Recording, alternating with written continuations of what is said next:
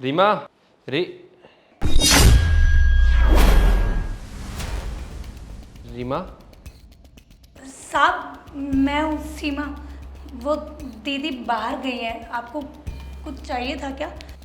हाँ चाहिए तो रीमा कब तक आएगी? दीदी ना एक घंटे तक आएंगी, बाजार गई है ना। भाभी कहाँ हैं? कहीं दिखाई नहीं दे रहे वो भी। भाभी भी दीदी के साथ ही गई हैं। ओह मतलब तुम अकेली हो घर में? वो क्या है ना, मैं शादी में गई थी तो मुझे था कि यहाँ काम करने के लिए लेट हो जाएगा, तो मैं यहीं कपड़े बदल रही हूँ। आप बताइए ना, आपको कुछ चाहिए तो?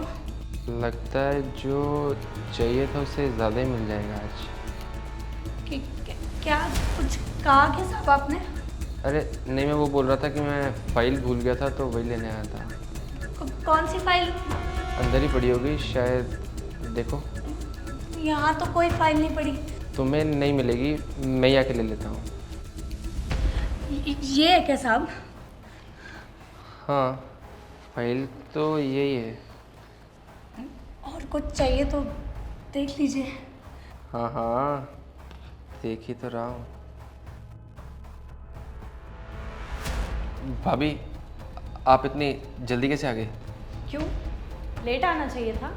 अरे नहीं नहीं, वो बोल रहे थे ना कि आप दोनों मार्केट गए हैं। और रीमा कहाँ है? उसकी फ्रेंड मिल गई थी मार्केट में तो वो उसके साथ चली गई। वो छोड़, तू ये बता, तू इस वक्त यहाँ क्या कर रहा है? मैं तो फाइल भूल गया था, वही लेने आया था। चलता हूँ। दीदी आ जाओ बाहर, साहब चले गए। दीदी मेरा पति तो फेल हो गया, आप अपना देखिए, अभी भैया को कॉल कीजिए। किरण, साहब मैं हूँ सीमा।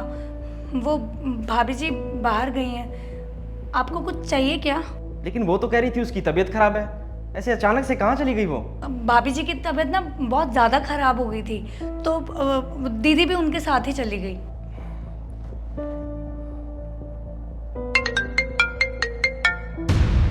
फोन तो यही है उसका। वो ना काफ़ी हड़बड़ाहट में थी तो शायद भूल गई हूँ। हेलो भैया। हाँ रीमा, किरण कैसी है? दीदी ठीक है अभी। तुम लोग होगा, मुझे बताओ, मैं भी आता हूँ। भैया हम हॉस्पिटल में हैं, आप टेंशन मत लीजिए, दीदी अभी ठीक है और मैं हूँ यहाँ संभालने के लिए। हम वैसे भी एक आध घंटे में घर ही आ रहे हैं। अरे मैं अभी लेने आ जाता हूँ तुम्हें, तुम बताओ कहाँ पर हो? नहीं नहीं भैया आप परेशान मत हो, मैं यहाँ हूँ दीदी के पास सब संभालने के लिए। आप ऑफिस जाइए, अब अभी मैं हॉस्पिटल में हूँ, बाद में करती हूँ बात।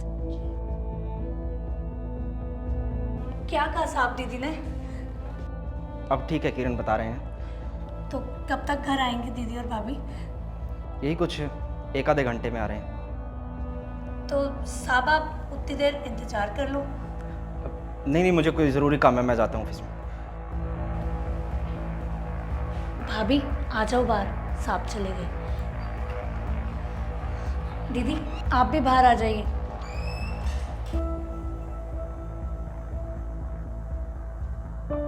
भाभी आपका पति तो गऊ है, अब खामखा उन पर शक कर रही थी, लेकिन दीदी अब आप क्या करेंगी? मैं रोहन को रंगे हाथों पकड़ूंगी।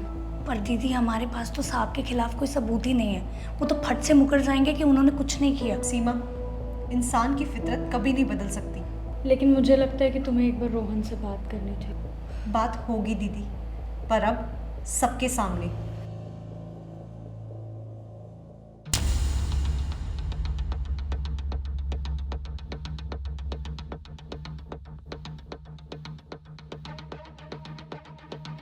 साहब रोटी लेंगे? हाँ लूँगा ना।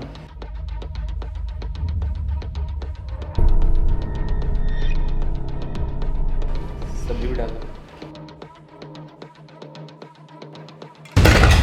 साहब ये क्या कर रहे हैं आप? क्या हुआ सीमा? देखिए ना भाभी जी, साहब ने मुझे गलत जगह छुआ। क्या बकवास कर रही है भाभी? ऐसा कुछ नहीं है, इसे कुछ गलतफहमी हुई होगी। नहीं भाभी, मैं सच बोल रही हूँ। दीदी मैं सच बोल रही हूँ, साहब ने मुझे 2 बार गलत तरीके से छुआ। ओह, 2 कौड़ी की औरत, तेरा और मेरा ना कोई मैच भी नहीं है। अपने झूठ को छुपाने के लिए कुछ भी मत बोल, समझी? झूठ ये नहीं, झूठ तुम बोल रहे हो। ये क्या बोल रही हो रीमा तुम? फाइल लेने के बहाने जब तुम सीमा को अपनी गंदी नजर से देख रहे थे, उस वक्त मैं और दीदी वहीं पे थे। तुमने मुझे कहीं मुंह दिखाने के लायक नहीं छोड़ा। अरे जब तुम घर पे ऐसी हरकतें कर सकते हो तो ना जाने बाहर क्या क्या करते होगे। शर्म आ रही है मुझे तुम्हें अपना पति कहते हुए। मुझे प्लीज़ एक मौका और दे दो, आगे से ऐसा कभी नहीं होगा। तुम्हें एक मौका देके ना मुझे अपना और अपमान नहीं करवाना है। मैं इस घर को छोड़ के जा रही हूँ क्योंकि मुझे तुम्हारी शक्ल नहीं देखनी आज के बाद। ऐसा मत बोलो, मैं तुम्हारे बिना नहीं रह पाऊंगा रीमा, प्लीज़। तुम्हें एक बार भी ये हरकत करते हुए मेरा ख्याल नहीं आया कि मुझे कैसा लगेगा। मैं उस इंसान के साथ एक पल भी नहीं रह सकती जो औरतों को अपनी हवस का खिलौना समझता है, जिसके दिल में उनके लिए कोई इज्जत नहीं है। ठीक ही तो कह रही है रीमा, आज तुमने ना उससे उसका सब कुछ छीन लिया। अब कम से कम उसे उसकी ज़िंदगी के फैसले लेने का हक तो उससे मत छीनो। रोहन, माँ बाप ने हमें ऐसे संस्कार कभी नहीं दिए जो हम एक औरत की इज्जत ही ना कर सके। इस बात का अफसोस मुझे हमेशा रहेगा।